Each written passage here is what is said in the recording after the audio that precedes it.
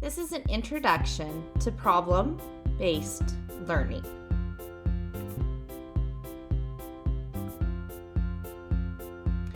In the article, Problem-Based Learning, an overview of its processes and impacts on learning, the author explains that PBL is a pedagogical approach that enables students to learn while engaging actively with meaningful problems. Students are given opportunities to problem solve in a collaborative setting. This makes problem-based learning constructive, self-directed, collaborative, and provides contextual activities. Learning is triggered by a problem, which needs a resolution.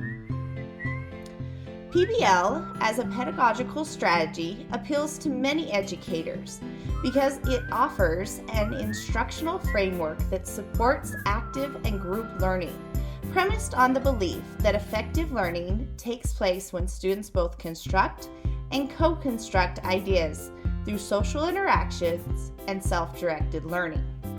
First, a problem analyst phase, then a period of self-directed learning, and finally, a reporting phase.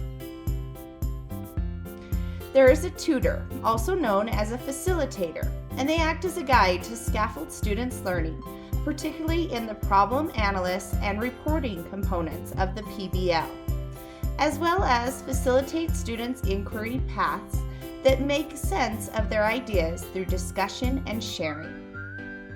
PBL is more effective than traditional approaches when measured of the learning outcomes focused on long-term knowledge or skill-based assessments. Next, I'd like to discuss my potential projects.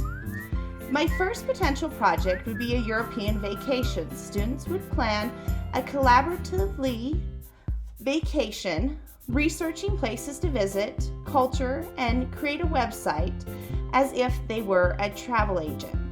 The second possible project would be part of an Africa unit.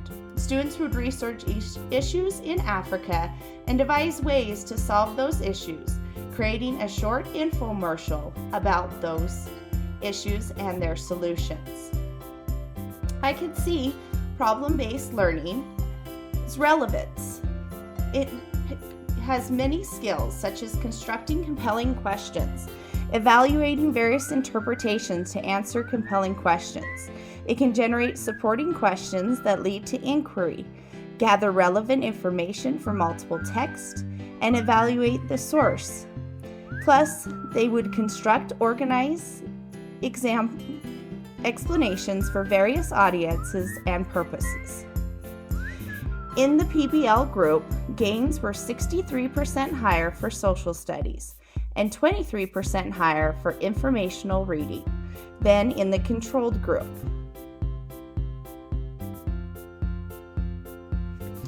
This excites me about PBL.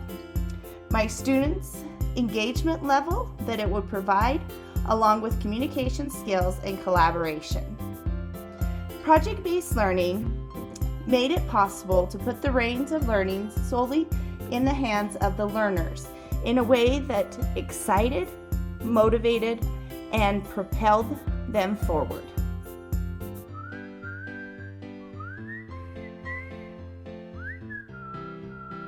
I can't wait to share the world with my students by creating an authentic, real-world project.